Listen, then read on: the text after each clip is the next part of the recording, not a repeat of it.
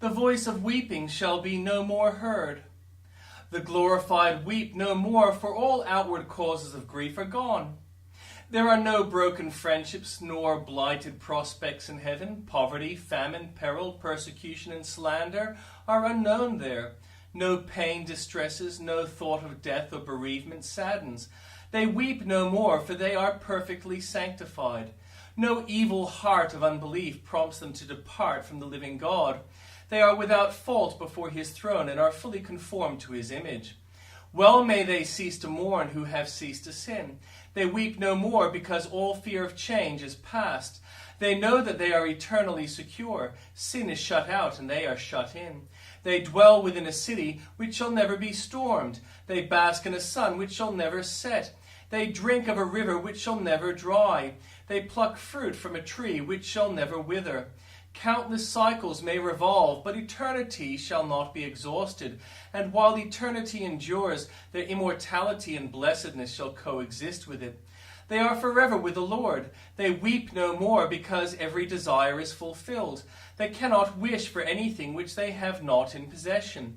Eye and ear, heart and hand, judgment, imagination, hope, desire, will all the faculties are completely satisfied. And imperfect as our present ideas are of the things which God hath prepared for them that love him, yet we know enough by the revelation of the Spirit that the saints above are supremely blessed. The joy of Christ, which is an infinite fullness of delight, is in them. They bathe themselves in the bottomless, shoreless sea of infinite beatitude. That same joyful rest remains for us. It may not be far distant ere long the weeping willow shall be exchanged for the palm branch of victory, and sorrow's dewdrops will be transformed into the pearls of everlasting bliss. Wherefore comfort one another with these words. That Christ may dwell in your hearts by faith. Beyond measure, it is desirable that we as believers should have the person of Jesus constantly before us, to inflame our love toward him and to increase our knowledge of him. I would to God that my readers were all entered as diligent scholars in Jesus' college, students of Corpus Christi or the body of Christ, resolved to attain unto a good degree in the learning of the cross.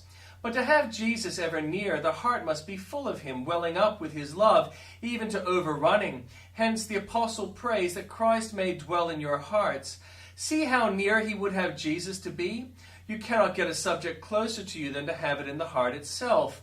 That he may dwell, not that he may call upon you sometimes as a casual visitor enters into a house and tarries for a night, but that he may dwell, that Jesus may become the Lord and tenant of your inmost being, never more to go out. Observe the words, that he may dwell in your heart, that best room of the house of manhood, not in your thoughts alone, but in your affections, not merely in the mind's meditations, but in the heart's emotions. We should pant after love to Christ of a most abiding character, not a love that flames up and then dies out into the darkness of a few embers, but a constant flame fed by sacred fuel, like the fire upon the altar which never went out. This cannot be accomplished except by faith. Faith must be strong, or love will not be fervent. The root of the flower must be healthy, or we cannot expect the bloom to be sweet. Faith is the lily's root, and love is the lily's bloom. Now, reader, Jesus cannot be in your heart's love except you have a firm hold of him by your heart's faith. And therefore pray that you may always trust Christ in order that you may always love him. If love be cold, be sure that faith is drooping.